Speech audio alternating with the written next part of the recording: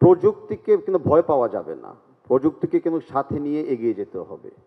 আমাদের প্রথম ব্যাপারই ছিল যে আমরা ফুটবলটার ভিতরে যতটুকু টেকনোলজি ইনফিউজ করতে পারি আমরা সেটাই সক্ষম করতে চাচ্ছি। এখন সেই পথে যেতে কি দুই একটা ভুল হবে না, নিশ্চয়ই হবে। সেই পথে হাঁটতে গেলে কি মানে কোনো কিছু আনফোরসিন থাকবে না? অফকোর্স থাকবে। বাট ইট ডাজন্ট মিন যে আমরা পিছিয়ে যাব, ইট ডাজন্ট মিন যে আমরা ভয় পাবো। আমরা প্রযুক্তিকে ব্যবহার করব, আমরা অনলাইন টিকিটিংই করব এবং কিভাবে নিয়মিত ইমপ্রুভ করা যায় সেদিকে আমরা নিয়মিত আমাদের নজর রাখবো।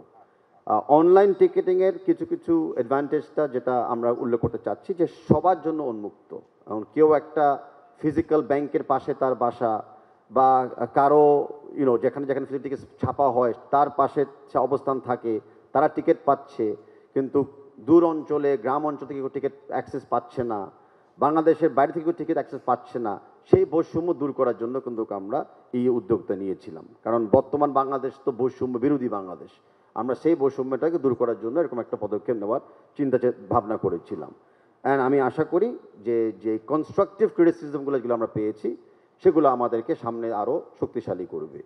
আর তার ভিতরে কিছু কিছু মানে অনলাইনের মাধ্যমে আমি দেখেছি, সরাসরি দেখেছি, কমপ্লেন্স তো থাকবেই, যেখানে 18,000 টিকিট বিক্রি করা যাচ্ছে, 20,000কে বসানো যাচ্ছে সিট অনুযায়ী, সেখানে 2 লক্ষর চেয়ে বেশি মানুষজন টিকিট চাচ্ছে।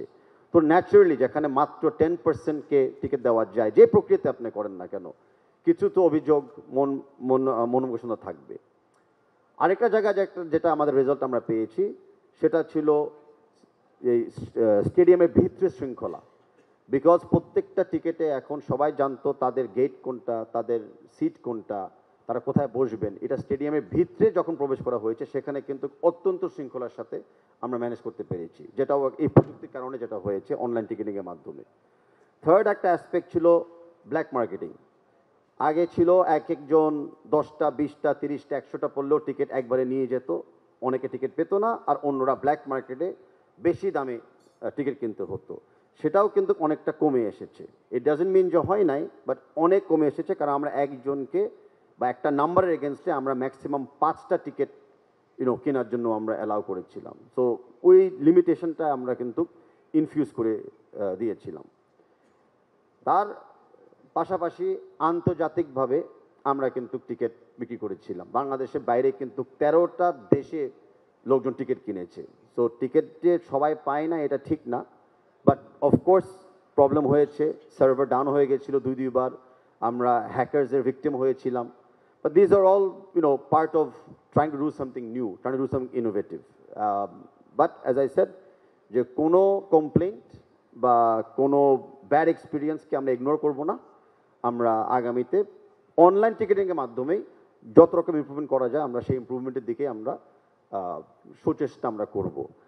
আরেকটা লাস্ট পয়েন্ট যে আমাদেরকে হেল্প করেছিল, যে আমরা যদি ট্রেডিশনালভাবে আমরা টিকিট বিক্রি করতাম, যেটা ছিল ট্রেডিশনাল ব্যাংকের মাধ্যমে, তো এই ছুটির ভিত্তিতে যে 10টা দিন যে ঈদের ছুটি ছিল তখন কিন্তু অনেক প্রতিষ্ঠান অনেক জায়গায় কিন্তু বন্ধ থাকতো।